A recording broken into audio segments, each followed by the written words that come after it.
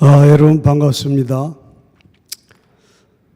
어린 시절에 아버님을 따라서 대전에서 서울로 와서 아현교회에서 자랐습니다.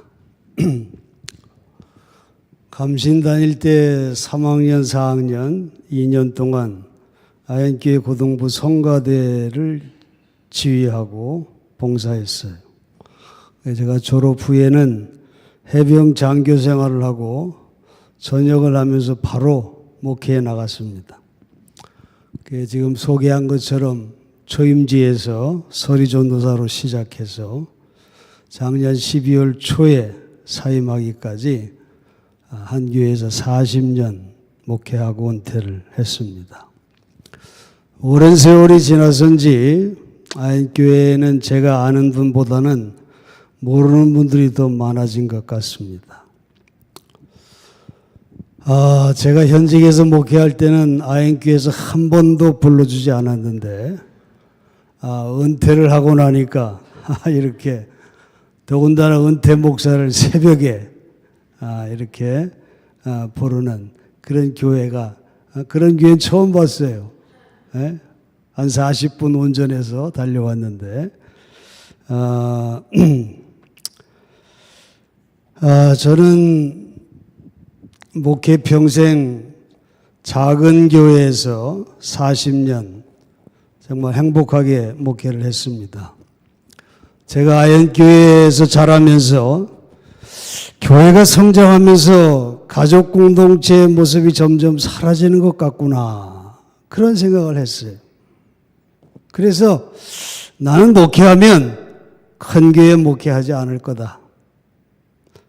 작은 가족 공동체, 예수 공동체 목회를 해야 되겠다.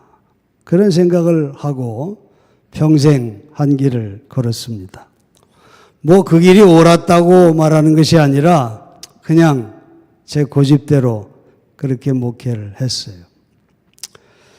개척교회 부임해서 사례도 제대로 받지 못했던 힘든 시간도 많았지만은 40년 동안 한 번도 교회가 어렵고 힘드니까 아버님 나 좀 편안한 교회로 옮겨주십시오. 그렇게 부탁해 본 적이 한 번도 없습니다.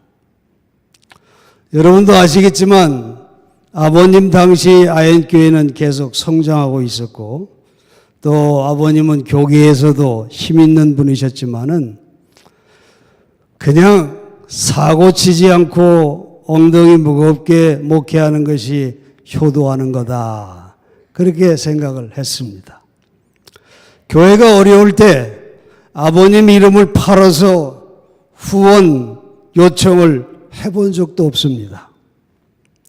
40년 동안 교인 수는 그냥 수적으로는 워낙 작으니까 한 10배 정도 성장을 했지만 성장을 해도 그저 중소형 교회 정도였습니다.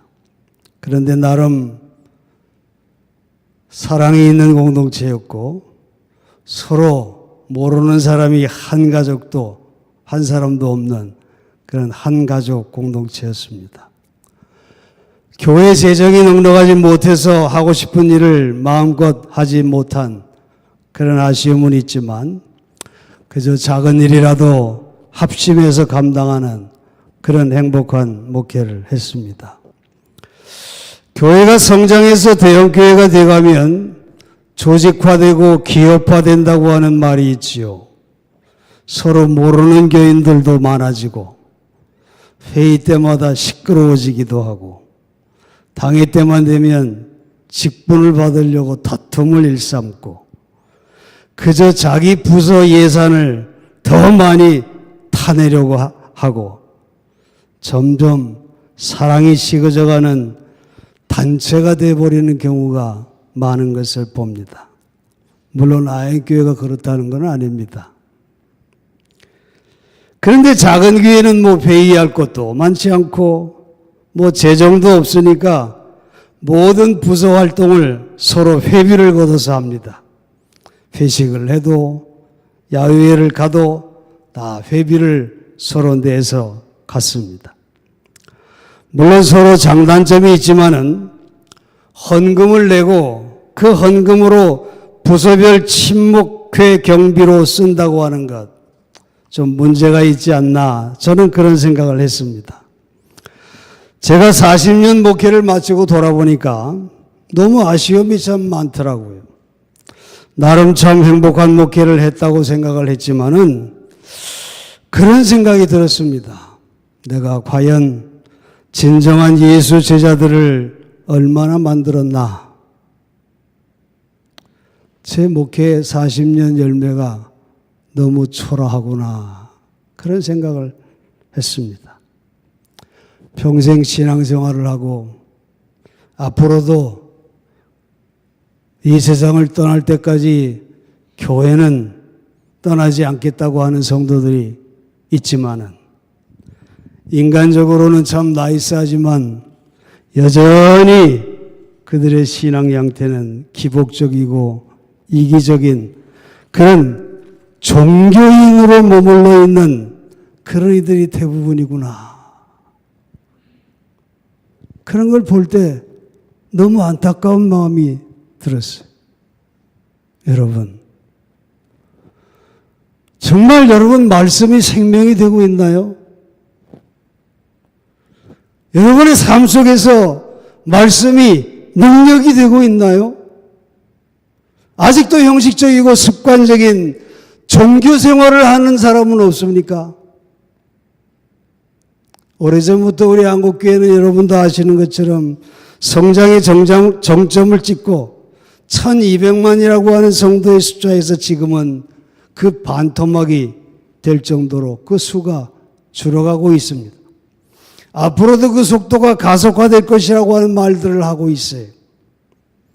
가난한 성도들, 예수는 믿지만 교회는 안 나간다고 하는 그런 가난한 성도들이 엄청 많아지고 있습니다.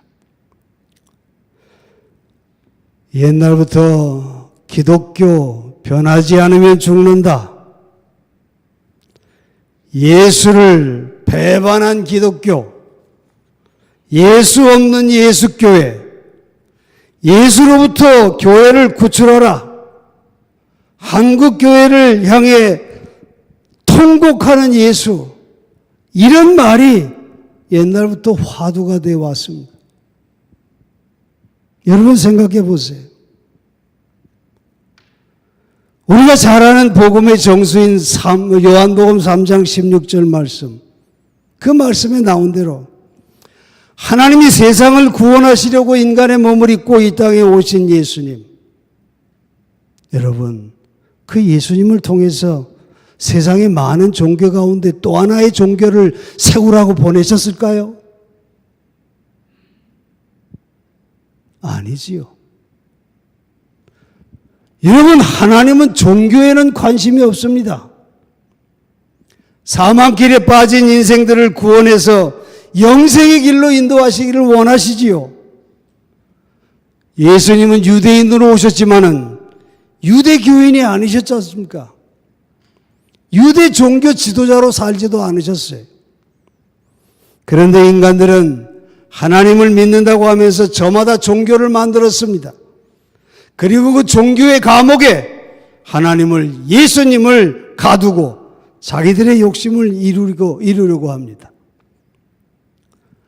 우리가 아는 것처럼 유대교는 예수를 구세주로 인정하지 않지요. 우리 기독교는 가톨릭과 개신교로 구분하지만 여기에는 셀 수 없을 정도로 수많은 교파들로 나뉘어져 있습니다. 가톨릭의 교황이라고 하는 제도 속에 과연 예수님이 계실까요? 인간 세상에 등장한 종교의 역사를 보면은 분열과 폭력이 넘쳐나는 역사였습니다. 그리고 종교를 이루면서 수많은 전쟁을 일으키고 한 번도 이 세상에 평화를 이루어 본 적이 없어요. 기독교 2000년의 역사도 마찬가지 아닙니까? 타 종교를 무시합니다. 나아가서 적대시합니다. 서로 죽이고 죽는 그런 학살의 역사, 분열과 폭력의 역사로 점철되어 온 것이 이 기독교의 역사입니다. 한 번도 세상의 평화를 진정으로 이루어 본 적이 없지 않습니까? 평화의 도시라고 하는 예루살렘에는 평화라고 하는 건 찾아볼 수 없어요. 통곡의 벽에서 종일토록 기도하는 이들, 정말 무엇을 위해 기도하는지 모릅니다. 지금 이스라엘과 팔레스타인의 전쟁을 보세요. 저들도 다 유일신 하나님을 믿는 사람들입니다. 그러나 서로 형제를 죽이는 일을 서슴없이 하고 있지 않습니까? 여러분, 우리가 종교인이 되어서는 안 되는 이유는 하나님과 아무런 관계가 없다고 하는 사실입니다. 종교는 인간이 만든 것이지 하나님이 만든 것이 아닙니다. 종교의 공통점은 기복신앙에 있어요. 신의 뜻보다는 이기적인 욕심을 이루는 일에 더 관심을 갖는다는 겁니다. 다른 종교는 망하기를 바라고 자기가 믿는 종교는 부흥하기를 바랍니다. 이런 기독교 종교인들이 옛날에 사찰에 가서 땅 밟기를 하면서 기도하지를 않나, 또 사찰을 불사르는 일을 저지르지를 않나 말이죠. 교파 간에는 어떻습니까? 교파 간에 서로 하나가 되나요? 서로 시기합니다. 우리가 하는 것처럼 심지어 장로교회는 초기 감리교를 이단이라고 가르치기까지 했어요. 많은 기독교인들이 자기 신앙의 정체성을 교파에 두려고 하는 그런 어리석은 모습들을 봅니다. 그래서 특히 장로교인들은 그게 너무 심하지요. 교회를 옮겨도 절대로 다른 교파에는 안 갑니다.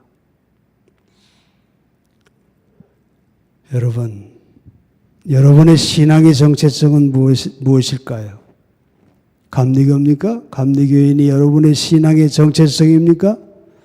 장로교, 성결교, 침례교, 순복음입니까? 진정으로 하나님의 자녀라면 우리의 정체성은 어디에 두어야 할까요? 나는 진정한 그리스도인인가? 나는 진정 예수의 제자인가? 나는 진정 하나님의 자녀인가? 여러분, 예수는 이 땅에 오셔서 자기를 따르는 제자를 삼기 위해 우리를 부르셨지, 감리교인으로 부르신 것이 아닙니다. 장로교인으로 부르신 게 아니지요. 기독교의 기독이라고 하는 한자는 그리스도라고 하는 뜻이죠. 처음 예수의 제자들이 안디옥 교회에서 그리스도인이라고 하는 이름을 얻었는데 그것이 우리의 정체성이 된 것입니다. 안디옥 교회 교인들은 바깥 세상 사람들이 그들을 크리스찬이라고 불렀을 때 그 의미는 우리가 보니까 저들은 정말 예수에게 미친 자들이다, 그런 생각으로 크리스찬이라고 이름을 붙인 겁니다. 여러분은 예수에게 미쳐 있나요? 예루살렘에 세워진 처음 교회는 유대교에서 분리된 또 하나의 교파를 세운 것이 아닙니다.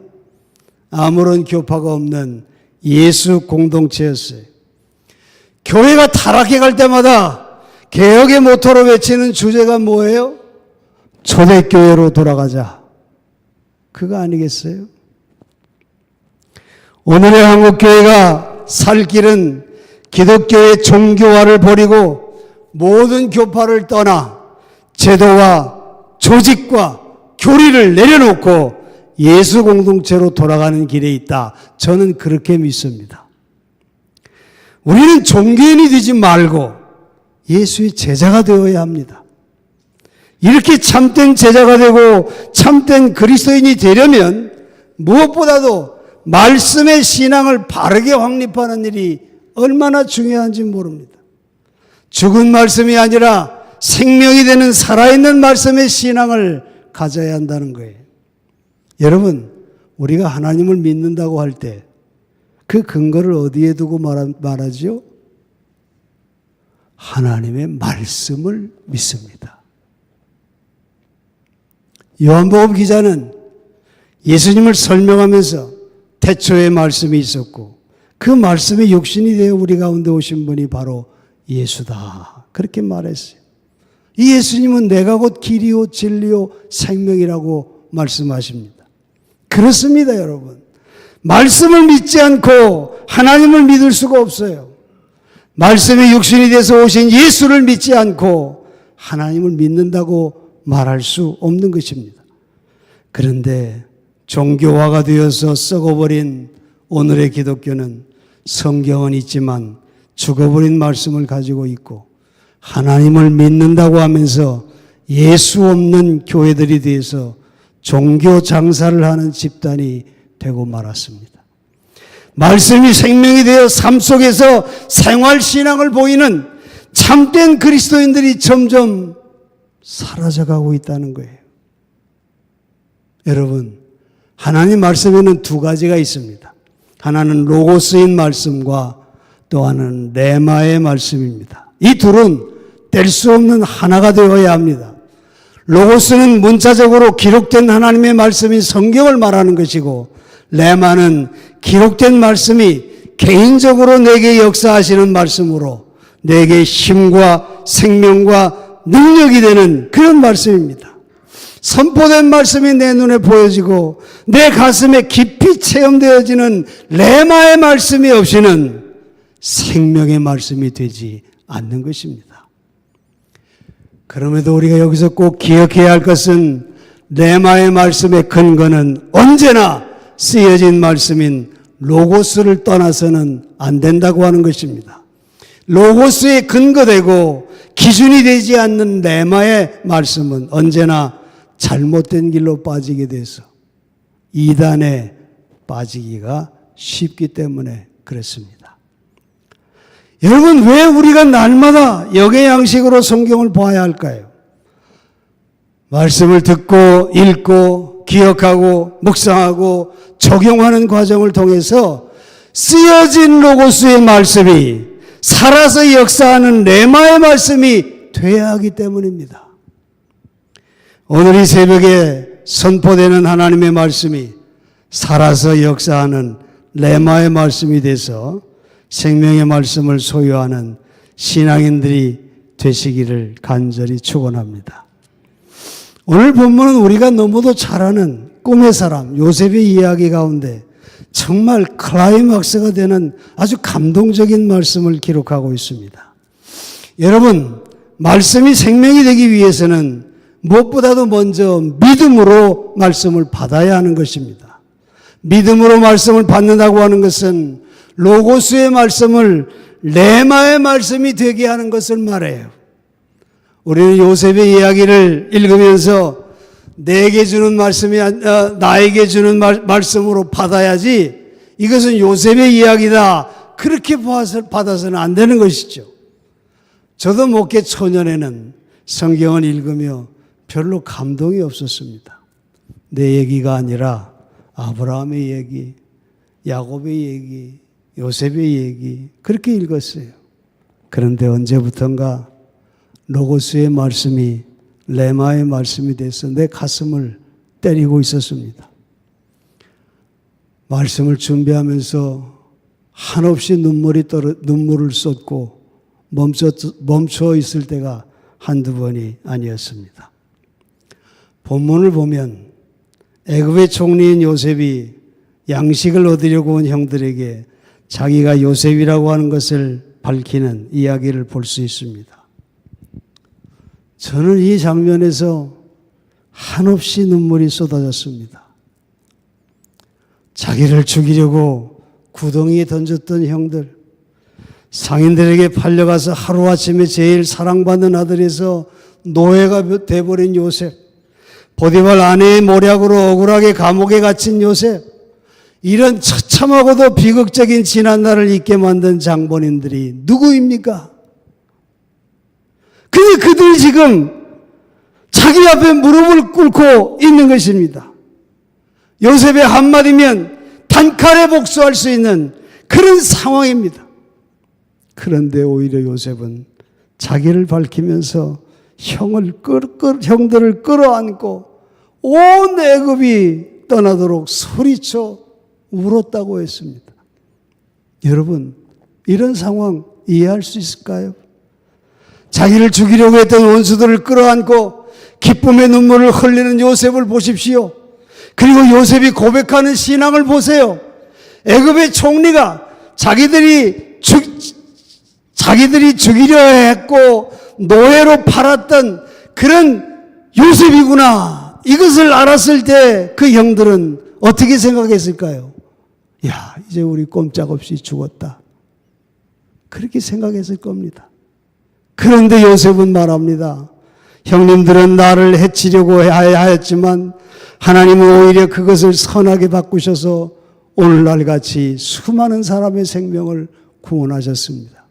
그러니 형님들은 두려워하지 마십시오. 내가 형님들을 모시고 형님들의 사식을 돌보겠습니다. 하나님이 당신들을 구원하기 위해서 나를 앞서 여기로 보내신 것입니다. 하나님이 아버지의 집을 구원하시기 위해 나를 애굽의 총리로 삼으셨습니다. 여러분, 어떻게 이렇게 고백할 수 있을까요? 어떻게 원수 같은 형들을 끌어안고 소리쳐 울 수 있을까요? 오히려 목에 힘을 주고 내가 니들이 그렇게 싫어하고 죽이려고 했던 요셉이다. 니들의 목숨은 이제 내 손안에 있어. 니들이 나에게 한 짓을 기억하느냐? 니들이 정말 인간들이냐? 동생을 죽이려고 했던 니들이 형제며 가족이냐? 짐승만도 못한 니들은 죽어 마땅하다. 나 같으면 이런 생각을 고난의 세월 동안 수도 없이 되뇌이고 되뇌었을 것입니다. 언젠가는 내가 반드시 복수할 거다. 혹 내가 못하더라도 니들은 반드시 하나님의 천벌을 받을 것이다. 이렇게 생각했을 겁니다. 그런데 요셉은 17살 어린 나이에 노예로 팔려와서 30세 애굽의 총리가 되기까지 그 많은 고난의 시간을 보내면서도 한 번도 하나님을 원망하거나 불평하지 않았습니다. 보디발에게는 인정받는 하나님의 사람이었습니다.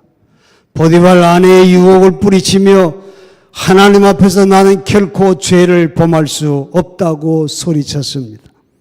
억울하게 감옥살이를 하면서도 성실한 모습으로 간수장에게도 인정을 받았습니다.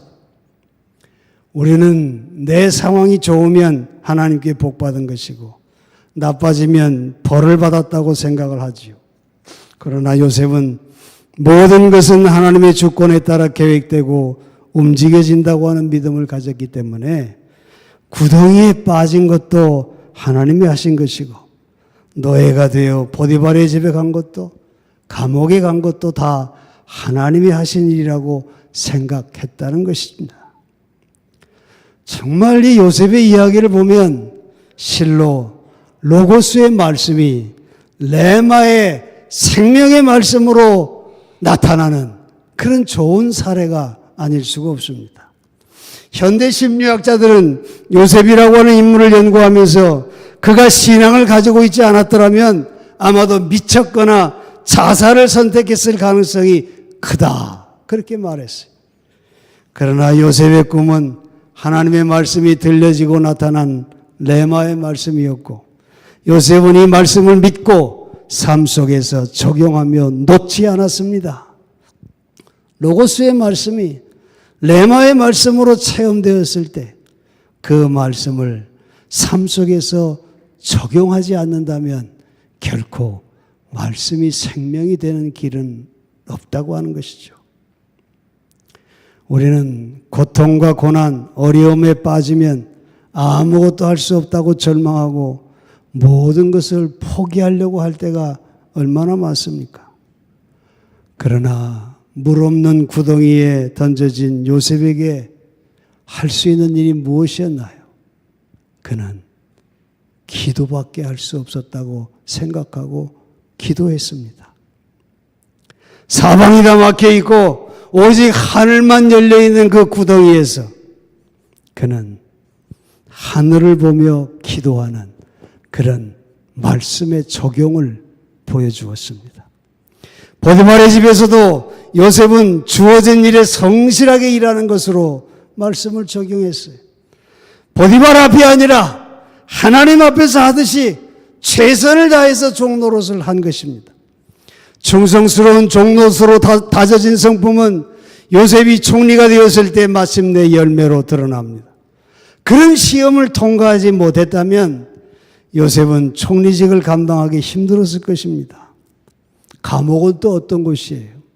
감옥은 동서남북이 아니라 하늘까지도 꽉 막혀 있는 그런 곳입니다. 하늘을 보고 기도조차 할 수 없었을 때 요셉은 말씀을 어떻게 적용했나 하면 인내함으로 말씀을 적용했던 것입니다.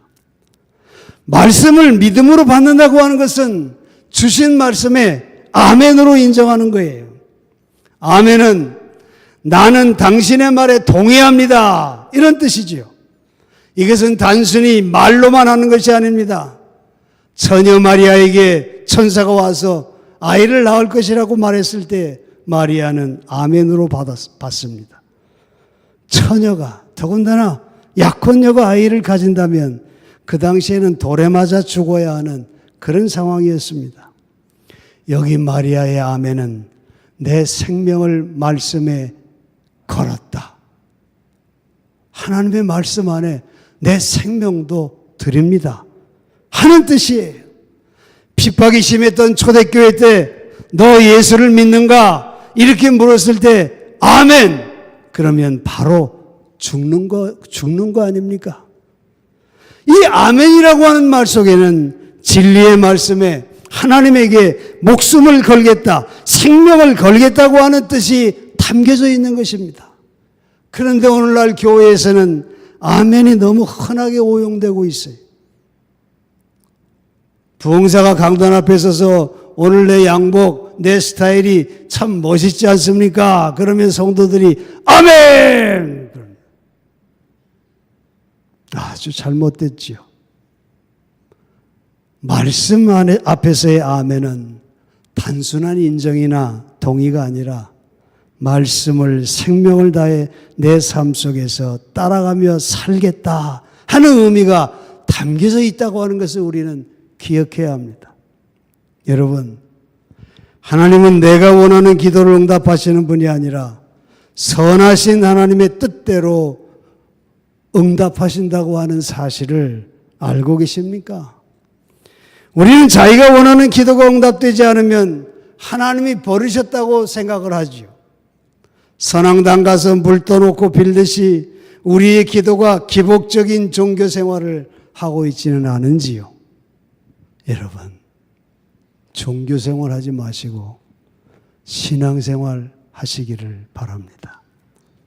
겟세마네 동산에서 예수님이 하신 기도 우리 잘 알지요. 할 수만 있거든 이 잔을 내게서 멀리 하소서, 그렇게 기도했다가 예수님은 그러나 내 뜻대로 마옵시고 아버지의 뜻대로 하옵소서, 그렇게 기도하죠.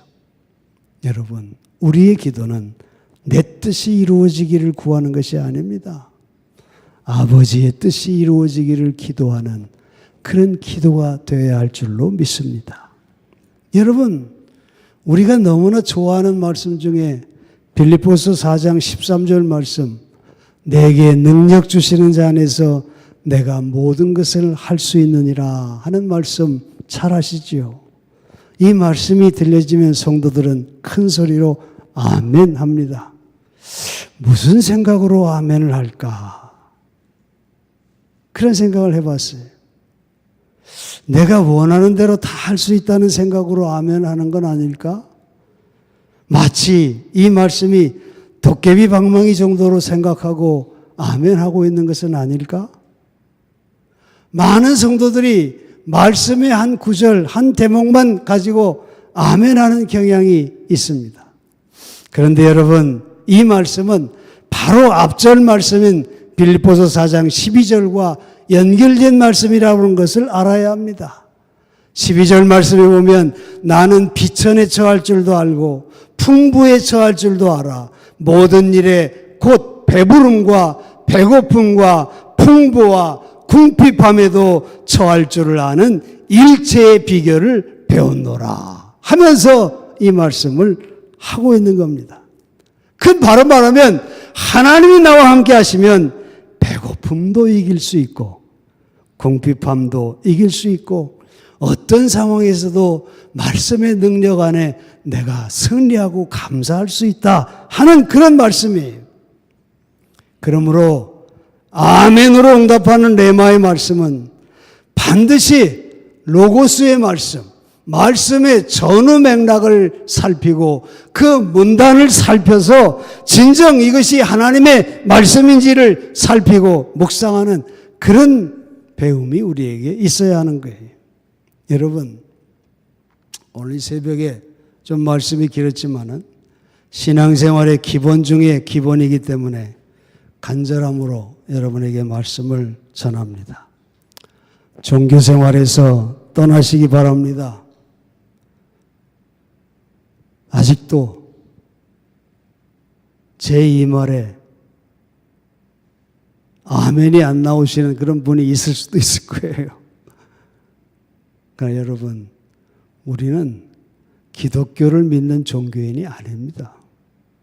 우리는 예수의 제자입니다. 우리는 하나님의 자녀입니다. 우리는 기독교 종교인이 아니라는 것입니다. 그렇게 생각하니까 종교끼리 서로 시기하고 배반하고 서로 학살하고 폭력을 일삼지 않습니까? 하나님은 하나님을 사랑하고 내 이웃을 내 몸과 같이 사랑하라고 했어요. 우리가 종교인이 되어서는 안 되는 이유는 모든 이들을 사랑해야 할 사명이 있기 때문입니다. 타 종교인도 다 하나님의 자녀들입니다. 그들도 다 구원받아야 할 죄인들입니다. 그들에게 사랑으로 다가가야 할 사명이 우리에게 있어요.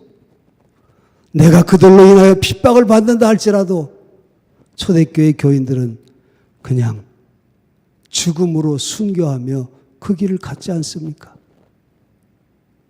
예수님도 당신을 못 박으려고 하는 이들에게 아무런 저항도 없이 십자가에 그 길을 갔습니다. 그랬던 예수의 제자들이 지는 것 같았으나 결국은 승리하지 않았습니까? 우리가 가야 할 길이 그 길인 것이.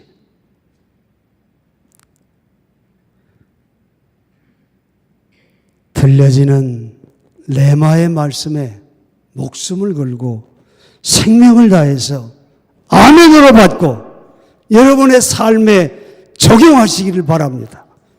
실천하지 않는 말씀은 아무런 역사가 일어나지 않는 죽은 말씀이기 때문에 그래요. 아멘으로 받기 힘든 말씀이 있습니까? 그러나 여러분, 그런 아멘으로 받기 힘든 말씀이 있다 할지라도 그 말씀을 아멘으로 받을 수 있는 이유가 있어요. 그 이유가 뭔지 아십니까? 나는 하나님을 떠나서 살 수 없습니다.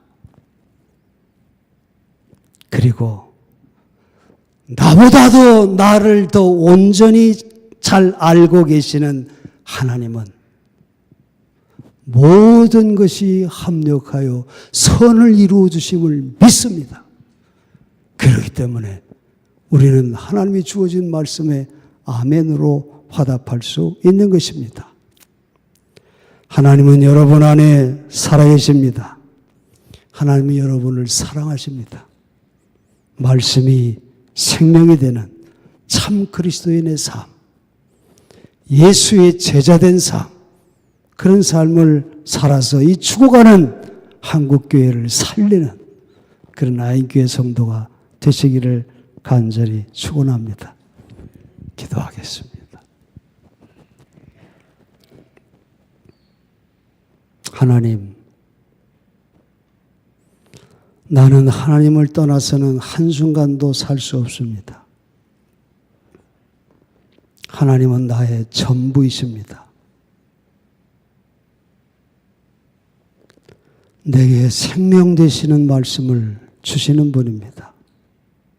오 주여, 우리로 하여금 그저 기독교를 믿는 종교인으로 평생을 사는 이런 안타까운 이들이 되지 말게 하시고 나를 부르신 예수의 부름에 쫓아 예수의 제자의 길을 걷는 저희들의 삶이 되게 해 주시옵소서. 진정 이 세상에 예수의 복음으로 말미암아 생명을 넘치게 만들어가는 그런 삶을 저희들이 살게 해 주시옵소서. 모든 이들을 사랑으로 품고 저들에게 예수의 생명을 전하는 예수의 진정한 제자들이 될 수 있도록 축복해 주시옵소서. 이제는 우리 구주 예수 그리스도의 은혜와 하나님 아버지의 크신 사랑과 성령님의 동행하심이 우리 사랑하는 아연의 성도들, 저들이 진정 예수의 제자의 삶을 통해 가정을 든든히 세우고 교회를 든든히 세워가며 이 세상을 살리는 역할을 감당하는 그런 참된 그리스도인이 되게 해 주시옵기를 간절히 축원하옵나이다. 아멘.